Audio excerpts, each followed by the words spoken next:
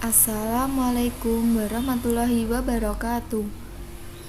Kami dari kelompok 7 yang beranggotakan Anggun Magfiratul Ula, Anifatul Wadiyah, dan Dafa Rahmat Nuryansyah.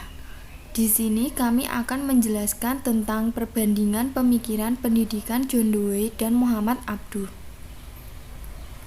Materi yang pertama adalah pengertian perbandingan pemikiran pendidikan.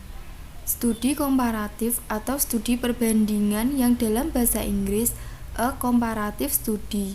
Menurut pengertian dasarnya berarti menganalisa dua hal atau lebih untuk mencari kesamaan dan perbedaannya.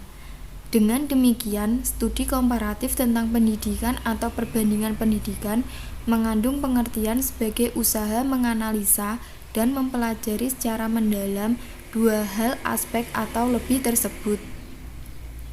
Perbandingan pendidikan tidak hanya membandingkan sistem pendidikan dan pengajaran, pemikiran pendidikan, teori-teori pendidikan saja, tetapi perbandingan pendidikan merupakan perbandingan lebih mendalam lagi, yaitu mencari tentang latar belakang yang menimbulkan problematika pendidikan dan sebab-sebab yang menimbulkan perbedaan dan persamaan teori dan praktik sistem pendidikan di beberapa negara.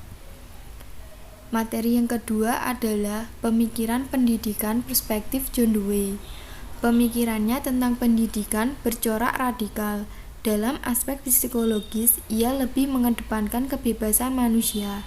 Hal ini sesuai dengan pengalaman peserta didik demokratis yang terlihat dari perjuangannya melawan berbagai bentuk dominasi dalam proses pengajaran pada sekolah tradisional.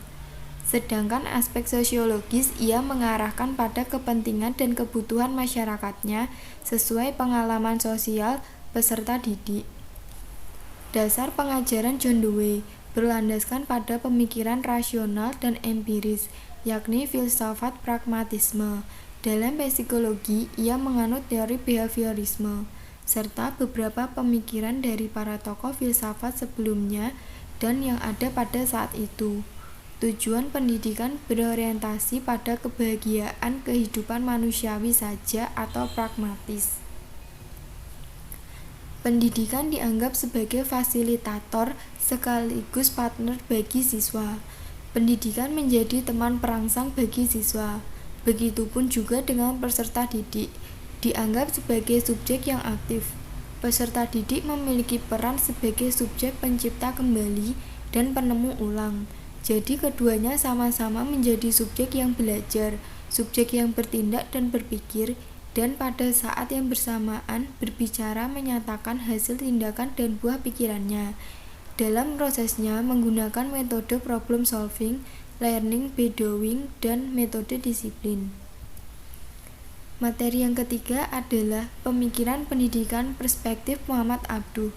Corak pemikiran Muhammad Abduh ada 4, yaitu 1.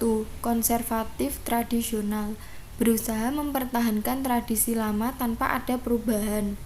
2. Modernis reformis, berusaha menggabungkan antara paradigma dan yang berlandaskan Al-Quran dengan pemikiran modern. Yang ketiga, modernis sekuler, menganggap bahwa dengan pemikiran sekulerisme maka manusia akan terbebas dari belenggu kesakralan dalam suatu masyarakat. Keempat, puritas fundamentalitas. Pokok pemikiran ini adalah mengislamisasikan semua gerakan muslim. Sekian, apabila ada salah kata mohon dimaafkan.